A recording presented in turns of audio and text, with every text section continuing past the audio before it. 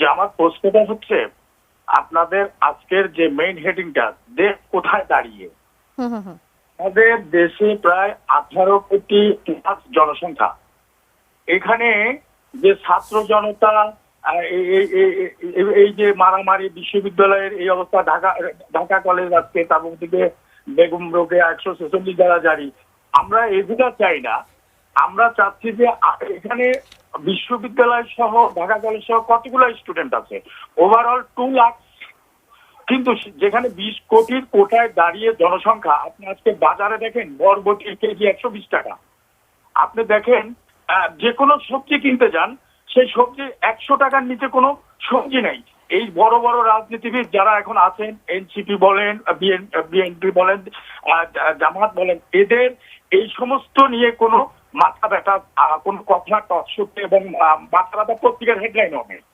তো আমি বলতে চাচ্ছি এইটা যে ভাই, আমরা নিরীহ মানুষ, আপনারা বড় বড় নেতৃবৃন্দ আছেন, এখানে আমি আমার এক সিনিয়র ভাইকে দেখতে পাচ্ছি যে অন্ততপক্ষে ওনার মাধ্যমে জাতিকে জানাক যে আমরা এই গ্যাস সংকট, বিদ্যুৎ সমস্যা, এইগুলো নিয়ে একটু আলোচনা করতে। আমার শুধু কথা না, আমরা এটা মানে একটা ইউথ পলিটিক্যাল পার্টি হিসেবে এটাকে যতটা মানে টেকনিক্যালি অ্যাড্রেস করা যাবে সেটাও করছি। আপনি খেয়াল করবেন নিশ্চিত রূপে যে আমাদের এনসিপির মুখপাত্র তিনি কিছুদিন আগে গ্যাস সংকট নিয়ে একটা পোস্ট দিয়েছেন, সেখানে লক্ষাধিক মানুষ সেখানে করেছে, তাদের কাছ থেকে ওপিনিয়ন নিচ্ছে। আমরা সেই ওপিনিয়নগুলো নিয়ে আমরা কথা বলছি, আমরা সেই ওপিনিয়নগুলো নিয়ে আমরা মানে আমাদের প্রতিবাদগুলো জারি রাখছি।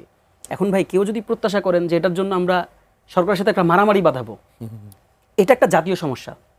হ্যাঁ, এখানে সরকারের দায় আছে, নিশ্চিত রূপে দায় আছে, এবং সরকারের এইটাতে মানে এই দায়টাকে স্বীকার করা এবং এই দায়কে এড়িয়ে গিয়ে এটাকে ধরেন গায়ে না মাখানো।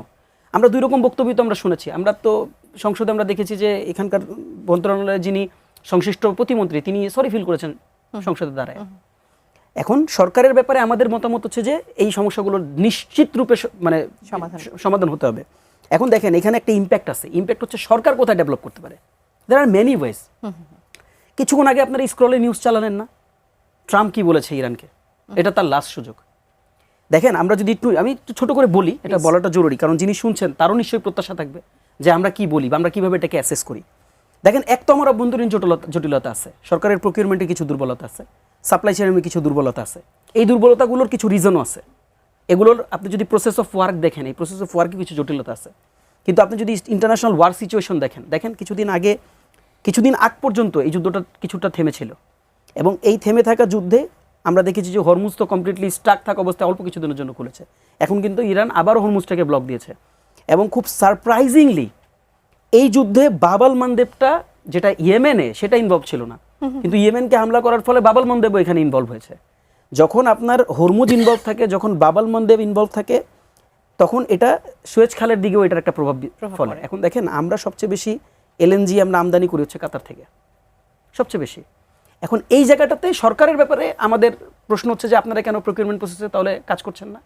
আমাদের প্রশ্ন হচ্ছে আপনারা কেন প্রি রিকুইজিট থিংসগুলোকে অ্যাড্রেস করছেন না, আপনারা কেন সাপ্লাই চেইনে আপনারা ইনভলভ হচ্ছেন না। এবং এখানে ডিপ্লোমেসির একটা গেম আছে, পিওর ডিপ্লোমেসির একটা গেম আছে। দেখেন, কিছুদিন আগে সরকার, আমি জানি না এই সমালোচনাটা হওয়া উচিত, আজকে আমরা ভিন্ন একটা আমেজে আছি, এই জন্য আমরা এটাকে বড় করে আজকে আলোচনাটা করবো না, হয়তো কখনো সুযোগ থাকলে করবো, আপনার সময়ও কুলাবে।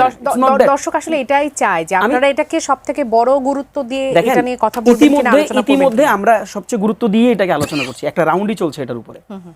দেখেন, যেটা গুরুত্বপূর্ণ আলোচনা সেটা হচ্ছে কিছুদিন আগে একটা স্ট্র্যাটেজিক পার্টনারশিপে গিয়েছে বাংলাদেশ গভর্নমেন্ট, সেটা হচ্ছে ইরান বিরোধী জোটে গিয়েছে।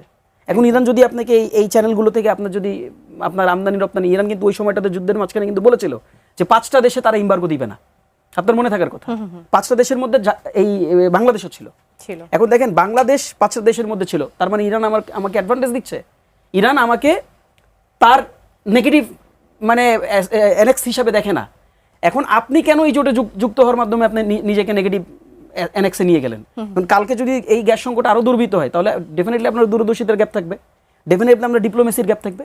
কাজেই দেখেন, এই আলোচনাগুলো সরকারের টেবিল পর্যন্ত আছে। আমরা বিশ্বাস করি বা বিশ্বাস করতে চাই যে এই জিনিসগুলোকে গুরুত্ব সহকারে তারা দেখবেন। আপনাদের আলোচনা কি সরকার টেবিল পর্যন্ত যাচ্ছে কিনা? কাদের আলোচনাগুলো?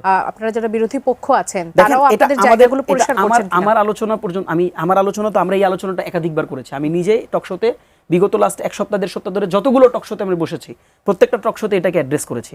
এবং আমি আলোচনার টেবিলে কেন আছে আমি বলেছি, দেখেন বাংলাদেশে এখন মোটামুটি আমরা একটা মানে ভাইব্রেন্ট একটা জায়গায় আছি, সবাই সবার সাথে একটা আমাদের আন্ডারস্ট্যান্ডিং আছে, আমরা কথা বলতে পারছি, কথা বলছি, মানে কথা বলতে পারছি মানে ওই কথা বলতে পারে না, কিন্তু মিন্স আমাদের মধ্যে অভ্যন্তরীণ একটা পরামর্শ দেওয়া নেওয়ার জায়গা আছে, একদম আমাদের মধ্যে হেট্রেট আছে পলিটিক্যাল, ইটস ওকে, থাকতে পারে। বাউল ভাই কেন আমার সব কথা মেনে নিবে? বাউল ভাইয়ের সব কথা আমি কেন মেনে নিবে? এখন গ্যাস সংকট আছে, বাউল ভাইয়ের সাথে আমার ব্যক্তিগত সম্পর্ক আছে বলে কি আমি বলবো না গ্যাস সংকট না? না না, গ্যাস ভালো চলতেছে। This is what I do not want. আমি শিওরলি বাউল ভাই এটা আমার কাছে প্রত্যাশা করবে না। আমি তবে মানে ওই বিরোধী দল হইতে চাই না। ফলে দেখেন এই গ্যাস সংকট আছে, যিনি প্রশ্ন করেছেন নিশ্চিত রূপে তার ঘরে হয়তো আগুন জ্বলে নেই, তার এই কষ্টটা আছে, এটার জন্য আমরাও কষ্ট পেয়েছি এবং এটার জন্য আমরা সরকারকে যত শক্ত ভাষায় সমালোচনা করার দরকার সেটা আমরা করছি। ফলে এই আলোচনাটা যে নাই, এটা আসলে আমার কাছে মনে হয় সঠিক।